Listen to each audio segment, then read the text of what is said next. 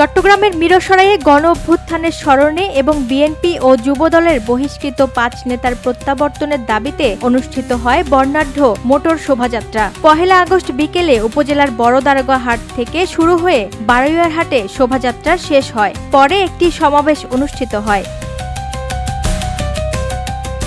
সমাবেশে প্রধান অতিথির বক্তব্য দেন চট্টগ্রাম উত্তর জেলা বিএনপির সাবেক যুগ্ম আহ্বায়ক ও সাবেক উপজেলা চেয়ারম্যান নুরুল আমিন। তিনি দাবি করেন, বিএনপির ১৫ বছরের আন্দোলনের ফসল জুলাই আগস্টের বিপ্লব। কেউ যদি সেই ফসল ঘরে তুলতে চায়, নেতাকর্মীরা তা মেনে নেবে না।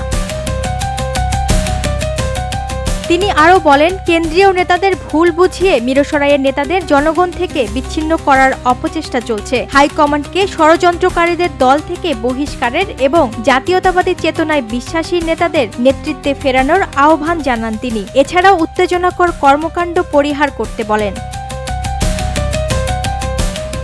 সমাবেশে বিশেষ অতিথি হিসেবে উপস্থিত ছিলেন মিরসরাই উপজেলা বিএনপির সাবেক সাধারণ সম্পাদক মোহাম্মদ আলমগীর। শোভাযাত্রা ও সমাবেশ ঘিরে স্থানীয় রাজনৈতিক অঙ্গনে নতুন করে আলোচনার জন্ম নেয়। এবার দেখার পালা কেন্দ্র থেকে কী সিদ্ধান্ত আসে।